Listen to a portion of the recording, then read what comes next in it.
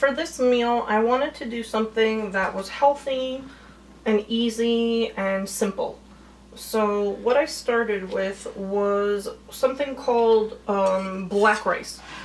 I pre-cooked it only because it takes quite a bit of time to cook, and I didn't want to film it, waiting around, letting it boil. But one reason I like to use black rice, or forbidden rice, I think it's more commonly called, is because not a lot of people really use it in cooking, and it has, from what I read, one of the highest amounts of dietary fiber and antioxidants than any kind of rice, I guess, species that we know of. It has the full grain, or even more antioxidants than brown rice, so I definitely like to use this when I want to do a super healthy meal. For this, I'm doing kind of my take on what most people would get as a brown rice bowl, but using the black rice. And I like to do as many different vegetables as I can. I like to try to get all the colors of the rainbow. Normally, if I was using brown rice, I would try to add maybe some beets or some purple cabbage, but because the black rice is actually super purple, that's where we're getting our purple from today. So on the sheet, I have pre-sliced red bell pepper, some trimmed asparagus, and some broccoli florets for my green and red. For orange, you can use carrots, but for today I chose to do sweet potato. To make the cooking process a little quicker and easier, I par-cooked this. I microwaved it for about 7 minutes, covered with a wet paper towel, but for people who don't like the microwave, you can easily, put it in the oven or steam it, or whatever your cooking choice. And I like to cut this into, I would say, relatively smaller chunks, just so they don't, burn, and it makes sure I cook it a lot easier.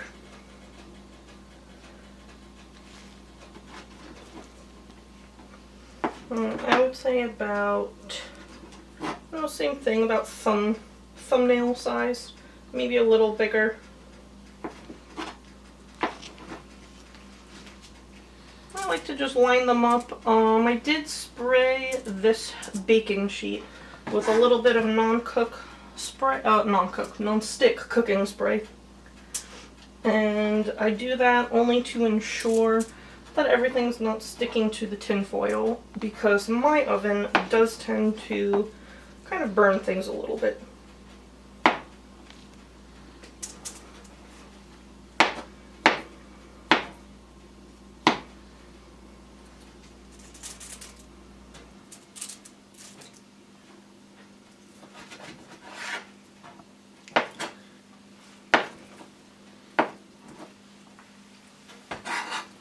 Alright, that's that for the sweet potato. Now, it does look like it is a lot, but remember, I'm sticking with kind of the theme of being able to meal prep. So for the onions, I like to take one medium large sized onion. I peel it, halve it, and then I like to just quarter each half. I like to leave the chunks a little larger because onions do tend to burn pretty easily in the oven. And if you don't like onions, you can easily leave these out, do shallots or turnips instead, parsnips, something like that. What's good about this kind of dish is that you can really play around with any kind of vegetable or flavoring that you like.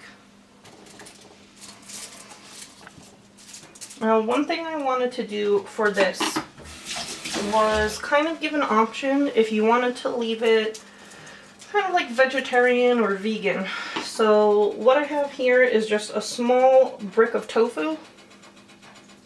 For the tofu, I used an extra firm that I drained and had wrapped in paper towels that I changed out every 20 minutes. Now for the tofu, I kind of just do, same kind of thirds. As for tofu, because a lot of people aren't too fond of the texture, I like to do a little bit of a smaller chop. same thing, just kind of get them in there on the sheet.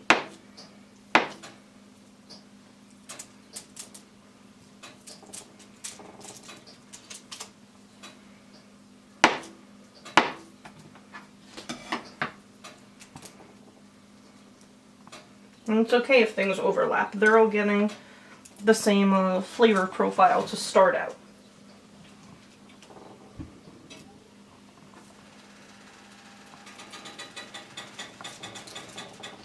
Alright, now for the vegetables and the tofu, I like to do a very simple flavoring.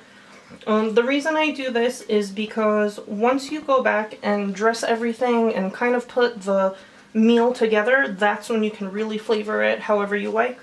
So I like to start out with avocado oil. You can use any kind of oil you like, olive oil, canola, even walnut oil is good on this. And I give everything a pretty good drizzle of oil.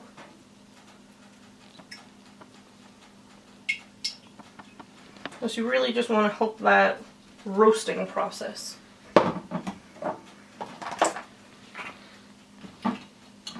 Once we have the oil on, I like to take just a very light sprinkling of salt. I know a lot of people don't like salt, but for me, salt is an important part of the roasting process because it draws fluids and moisture out of the vegetables and the tofu, and it kind of helps it just to get the texture that I like from roasted vegetables. But again, you can leave the salt out. Or you can even use, a salt alternative like soy sauce or liquid aminos, coconut aminos, pretty much anything you like. And then just for a little zing, I like to do some finely crushed black pepper.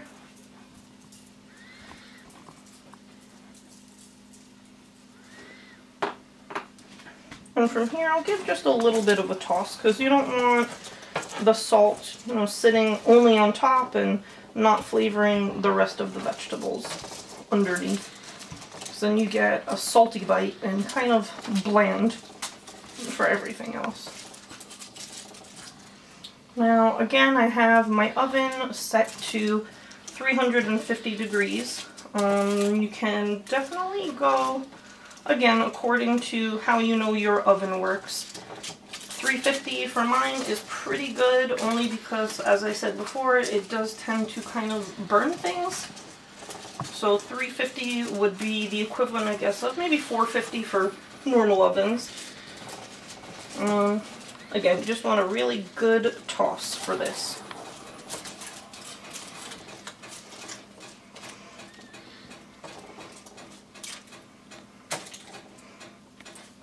Alright, so once these are tossed, I'm going to leave them to the side for a minute. And the next thing I'm going to do is just give my hands a little rinse over here. And for the meat eaters in my house, including myself, I do like to eat meat. I have chicken breast that we cleaned any of the extra fat off.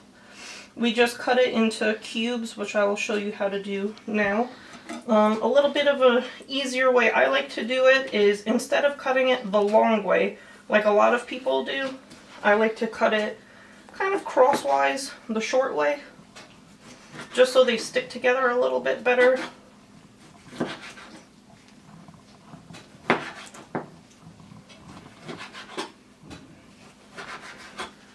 And then from here, I would say, on the larger side, chunk, probably same thing, about thumb-sized chunks. If you want to do them smaller, you can definitely do them smaller, or even bigger if you want to do them in strips, like a chicken strip, you can do that. Just want to make sure they're all separated.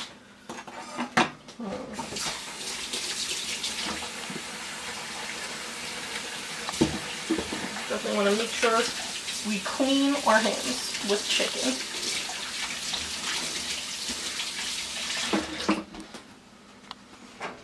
So for the chicken, I do the exact same kind of flavor profile that I did for the vegetables. I'll do a good amount of avocado oil just to prevent sticking and to make sure everything stays moist. Avocado oil. You can definitely, same with the vegetables, you have olive oil, walnut oil, flaxseed oil, even canola oil. So we do a good amount of salt here, not too much, and pepper.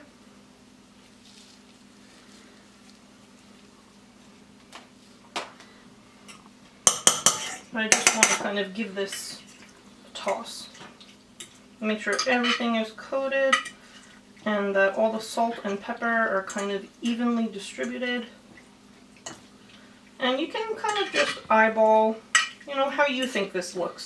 For me, I would add just maybe a little bit more pepper because I do like kind of a little bit of a kick to it.